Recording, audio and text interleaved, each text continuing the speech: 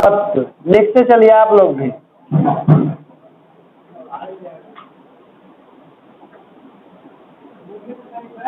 कहाँ लिख ले हैं जी बोर्ड पर।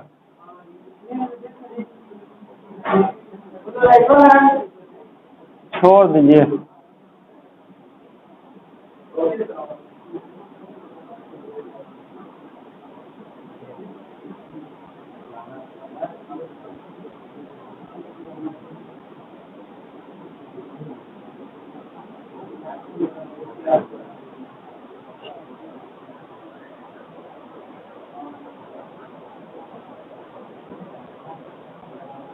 वैद्युत अपघट्य के विलयन का चालकत्व कंडक्टेंस ऑफ इलेक्ट्रोलाइटिक सॉल्यूशन।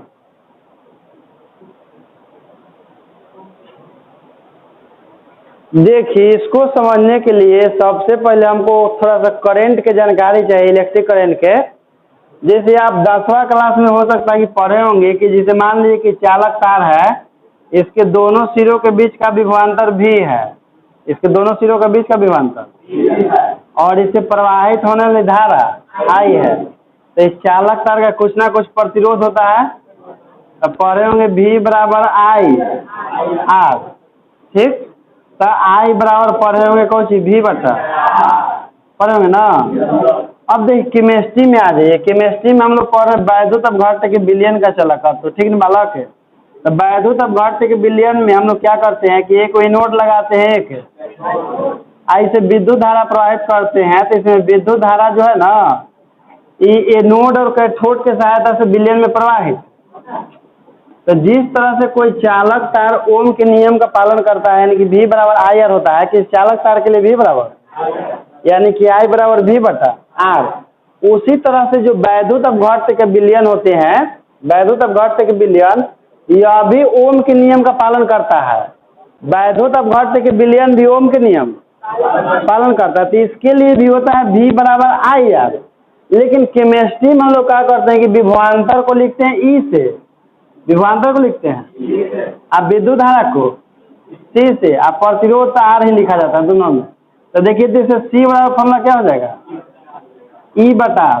तो देखिए जिस तरह से ओम के नियम से आता है I बराबर V बटा R फिजिक्स में, उसी तरह से केमिस्ट्री में C बराबर E बटा। क्यों? क्योंकि जिस तरह से कोई चालक तार ओम के नियम का पालन करता है, उसी तरह से वैद्युत अपघट्य का विलयन भी ओम के नियम का पालन करता है। तो जो जो गुण किसी चालक तार का होता है ना, वही वही गुण वैद्युत अपघट्य के, जैसे चालक तार का गुण होता है प्रतिरोध, तो विलयन का भी गुण होगा। चालक तार का गुण होता है चालकत्व, यानी कि विद्युत धारा को प्रवाहित होने देने वाला गुण। तो वैद्युत अपघट्य के विलयन का भी होता है चालकत्व। तो ये सब हम लोग पढ़ना है बारी बारी से।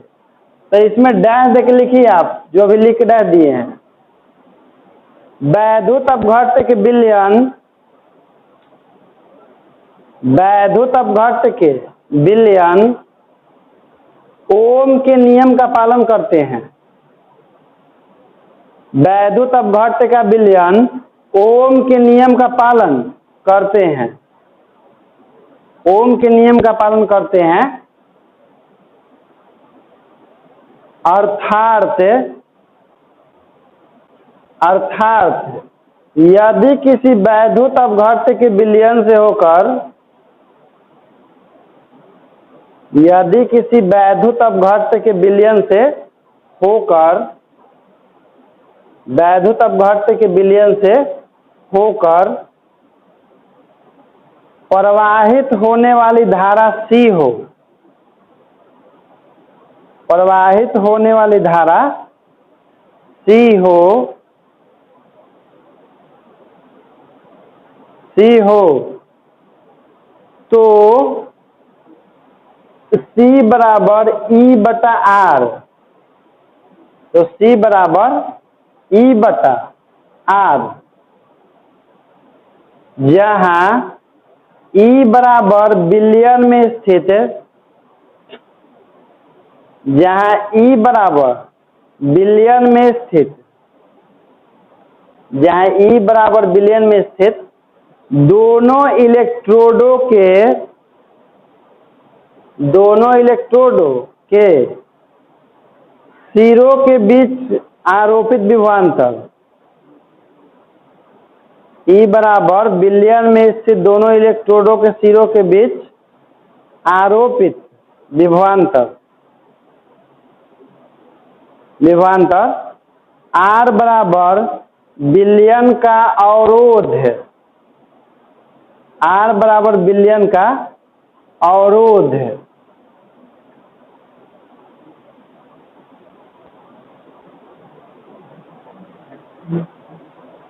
कहने का मतलब है कि जब वैद्युत अपघट्ट के विलयन है वो भी ओम के नियम का पालन करते हैं, तो यदि तो इसे C बराबर क्या हो जाएगा, E बटा R, जहाँ E जो होता है दोनों इलेक्ट्रोड के सिरों के बीच का विभवांतर होता है। जैसे कैसे इसमें देखिए A और B के बीच का विभवांतर कितना था, B था, उसी तरह से दोनों इलेक्ट्रोड के सिरों के बीच का विभवांतर इसमें E होता है।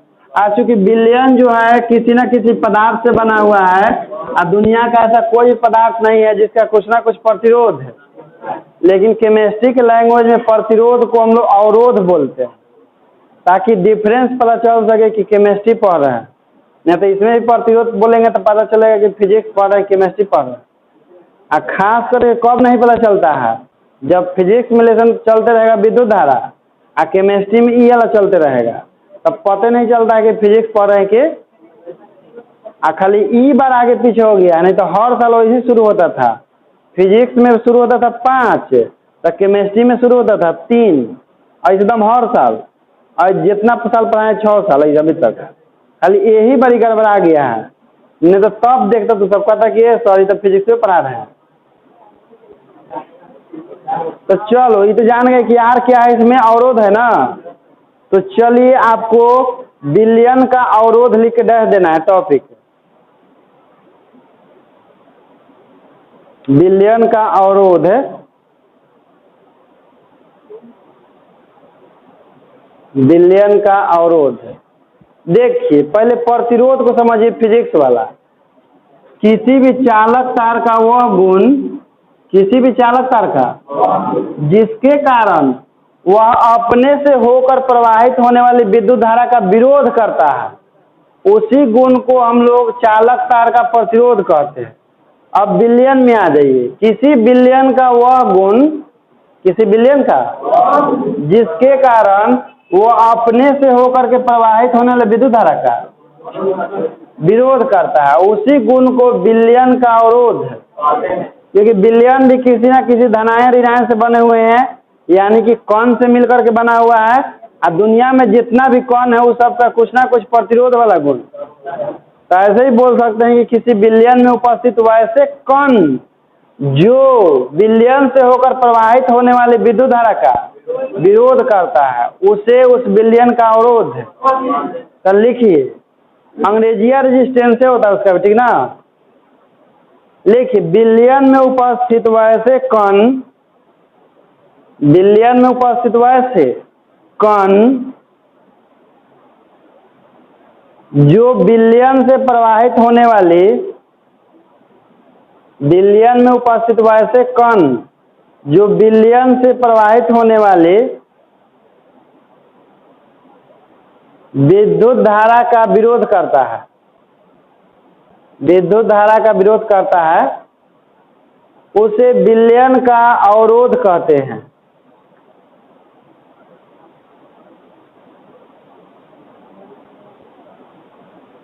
उसे विलयन का अवरोध कहते हैं।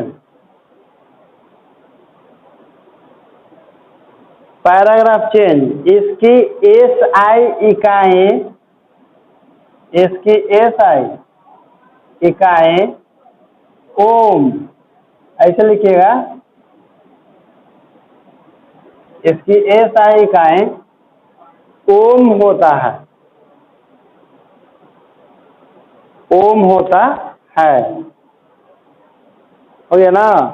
देखो केमिस्ट्री फिजिक्स में कैसे डिफरेंस होता है। जैसे हम लोग फिजिक्स में बोलते हैं कि इसका SI मात्रक ओम होता है, और केमिस्ट्री में क्या बोलते हैं, तो केमिस्ट्री में कभी मात्रक वर्ड का यूज मत कीजिएगा। केमिस्ट्री के लिए इकाई कहा जाता है, मात्रक का उसके मतलब होता है, ठीक ना। इसी से थोड़ा सा डिफरेंस हो जाता है। तो चलिए अब लिखिए, हाँ चालकता लिखिए, चालकत्व या चालकता, चालकता लिखिए, चालकता जिसको हम लोग बोलते हैं कंडक्टेंस, कंडक्टेंस। कैसे प्रत्येक मनुष्य में कुछ अच्छे गुण होते हैं और कुछ बुरे गुण होते हैं। जिसमें अच्छा गुण ज़्यादा होता है उसको अच्छा इंसान कहते हैं, और जिसमें बुरा गुण ज़्यादा होता है उसको। तो दम वैसी फिजिक्स में भी चलता है, किसी पदार्थ का दो गुण होता है, एगो विद्युत धारा का विरोध करने वाला और एगो विद्युत धारा के सपोर्ट करने वाला, कि जाओ दम कोई दिक्कत नहीं है, आयो कि रुक जाओ कहाँ जा रहा है। तो जेकरा में ज्यादा विरोध करे वाला गुण होता है उसको लोग कुचालक कह देते हैं, ठीक ना। जिसमें विरोध करने वाला गुण ज्यादा है उसको क्या कहते हैं, और जेकरा में सपोर्ट करे वाला गुण ज्यादा हो दम वैसे ही जैसे कि हम लोग कहते हैं कि जेकरा में ज्यादा अच्छा गुण हुआ अच्छा इंसान है, जिसमें ज्यादा खराब गुण दम सेम वैसे होता है, ठीक ना। तो चालकता भी पदार्थ का गुण होता है और प्रतिरोध भी पदार्थ का गुण होता है। तो चालकता का ऐसा गुण होता है, तो वह ऐसा गुण जिसके कारण वो अपने से होकर के विलयन धारा को प्रवाहित, अब प्रतिरोध का काम क्या है, रोकना काम है। तो हम ये भी बोल सकते हैं कि प्रतिरोध के व्युत्क्रम को, प्रतिरोध मतलब रोकना, चालकता मतलब तो उल्टा हुआ ना, तो दो को इसका परिभाषा होता है। लिखिए चालकता के, किसी विलयन के प्रतिरोध के व्युत्क्रम को, किसी विलयन के प्रतिरोध के व्युत्क्रम को, किसी विलयन के प्रतिरोध के व्युत्क्रम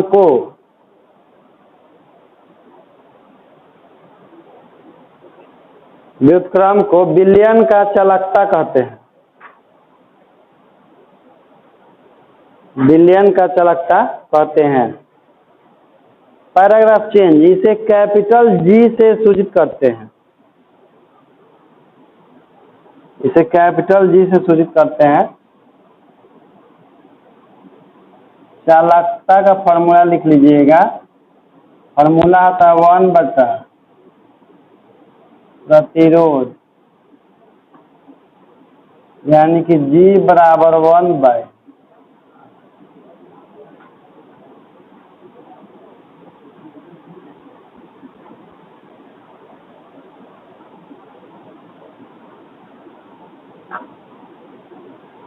हो गया ना। अब देखिए समझिएगा, ये तो जान गए कि उल्टा ही है। तो देखिए इसका मात्रक होता है ओम ना, तो क्या लिखेंगे ओम, तो ऊपर जाएगा तो क्या हो जाएगा ओम इनवर्स। तो ओम इनवर्स को हम लोग कहते हैं महो, ठीक ना। ओम इनवर्स को ही महो कहा जाता है। तो लिखिएगा फॉर्मूला लिखने के बाद महो समझ आता ना, उसका उल्टा होता है। अरे ओम का उल्टा क्या हो जाएगा जी, बोला ठीक है, था एम उधर से जाएगा ना, तो महो नहीं होगा। हाँ लिखिए चालकता का इकाई ओम इनवर्स या महो, ओम इनवर्स या महो, महो या एक वाव होता है या साइमेन, साइमेंस होता है या साइमेंस होता है।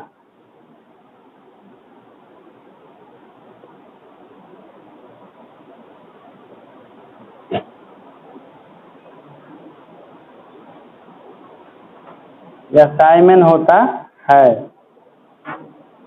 हो गया ना। कोई दिक्कत है यहाँ तक में। प्रतिरोध रोकने वाला चालकता, सपोर्ट करने वाला। एक आओ देखो बात सिखा दे रहे हैं पर, ठीक ना। हालांकि है फिजिक्स के, लेकिन बता रहे केमिस्ट्री में। देखो इसको इधर गुना में भेजेंगे तो कितना आएगा, बराबर कितना, यानी कि किसी भी विलयन के या किसी भी चालक तार के प्रतिरोध और चालकता के गुणनफल का मान हमेशा 1 होता है, न्यूमेरिकल में आता है। ऐसे नहीं आता। चलिए इसके बाद लिखिएगा वैद्युत अपघट्य के विलयन के लिए अवरोध का नियम। वैद्युत अपघट्य के विलयन के लिए अवरोध का नियम। वैद्युत अपघट्य के विलयन के लिए अवरोध का नियम। वैद्युत अपघट्य के विलयन के लिए अवरोध का नियम।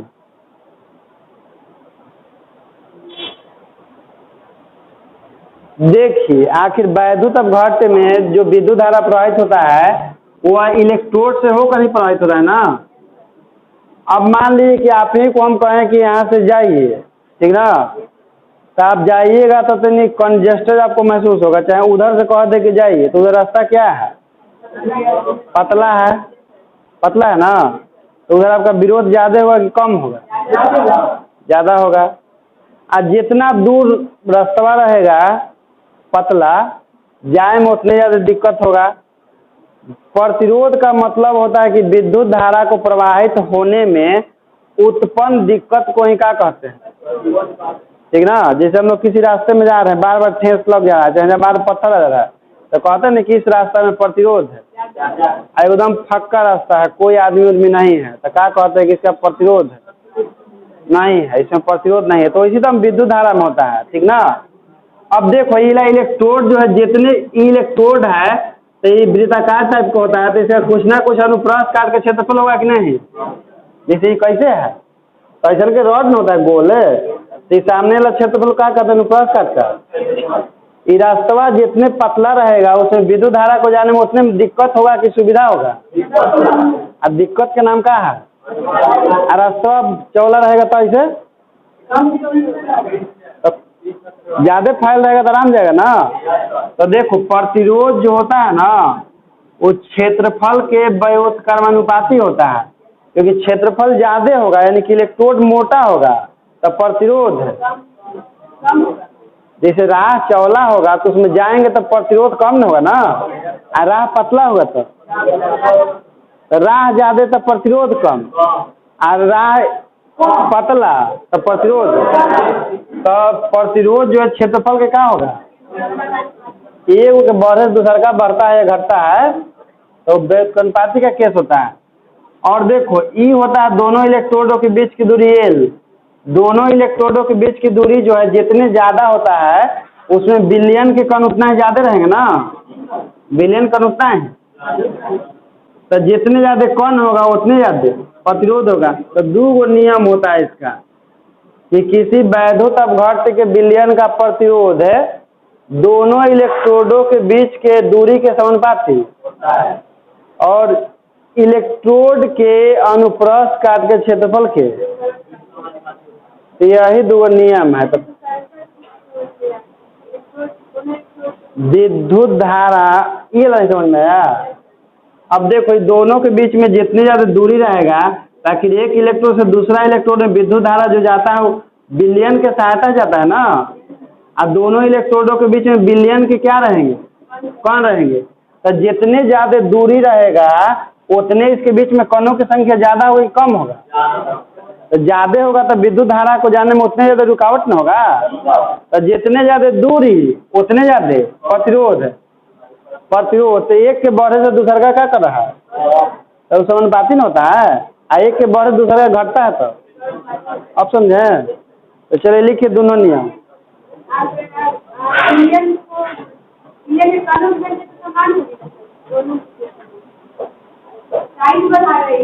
दो को बात पर निर्भर करता है प्रतिरोध, एगो इलेक्ट्रोड के अनुप्रस्थ काट के क्षेत्रफल पर, एगो दोनों के बीच के दूरी पर, इलेक्ट्रोडों के बीच के। तो दूरी अगर कम रहेगा तो कम नजदीक रहेगा।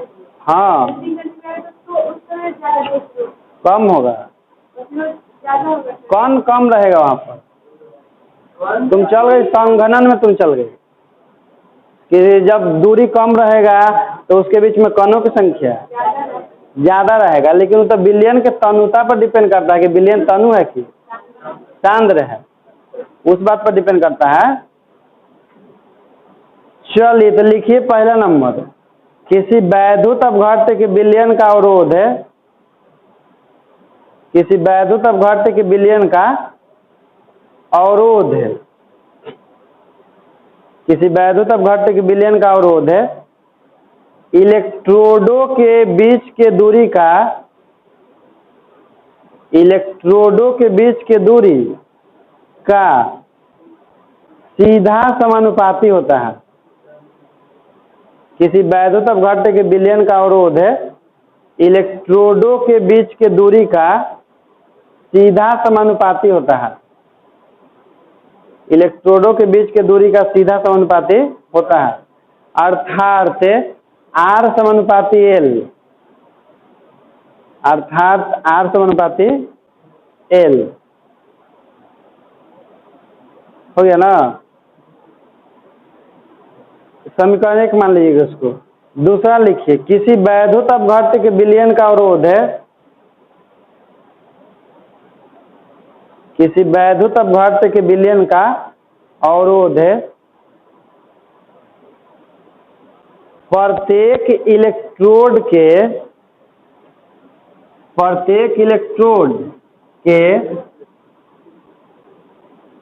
अनुप्रस्थ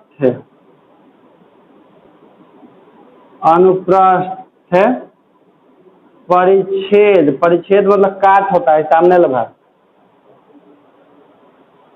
किसी वैद्युत अपघट्य के विलयन का अवरोध प्रत्येक इलेक्ट्रोड के अनुप्रस्थ परिच्छेद के क्षेत्रफल का व्युत्क्रमानुपाती होता है, का व्युत्क्रमानुपाती होता है, अर्थात R समानुपाती 1/A। इसको मान लीजिएगा इक्वेशन 2, इक्वेशन 2।